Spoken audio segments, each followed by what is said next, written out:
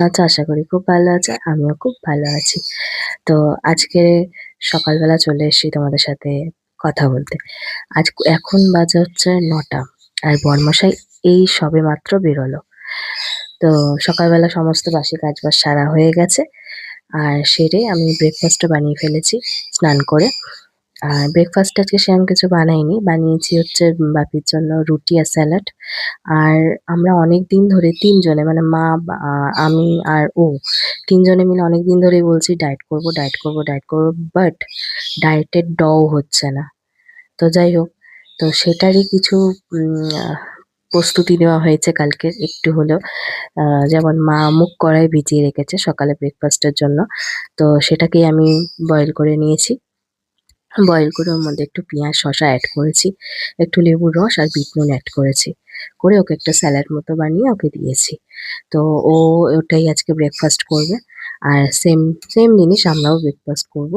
But পেঁয়াজটা বাদ যাবে। কারণ আজকের হচ্ছে অমাবস্যা। আর অমাবস্যার দিনে মা যেহেতু নিরামিষ খায়, সেহেতু পেঁয়াজটা বাদ যাবে।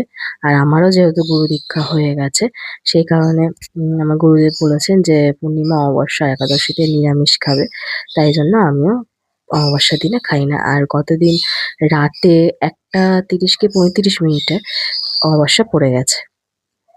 তো যাই হোক, আহ সেই জন্য এই আজকে ব্রেকফাস্ট হবে। আর আমার ঘরের অবস্থাটা দেখাই, ওয়েট। এই হচ্ছে আমার বিছানার অবস্থা। কারণ আমার বরমশাই থাকাকালীন আমার বিছানা তোলা হয় না, বিছানা সেট করা হয় না। ও চলে গেলে আমি এই কাজগুলো করি। ও থাকাকালীন হয় না। তো বাসি ঘর তো ঝাড় দেওয়া মোছা হয়ে গেছে, স্নানও হয়ে গেছে, ব্রেকফাস্ট করাও হয়ে গেছে, মানে বানানো হয়ে গেছে। এবার বিছানাটা সেট করে আমি যাবো ঠাকুর ঘরে পুজো করতে। পুজো করার পর দেন আমরা ব্রেকফাস্ট করব। তো তখন তোমাদেরকে আবার সব শেয়ার করব। তো চলো এখন টাটা।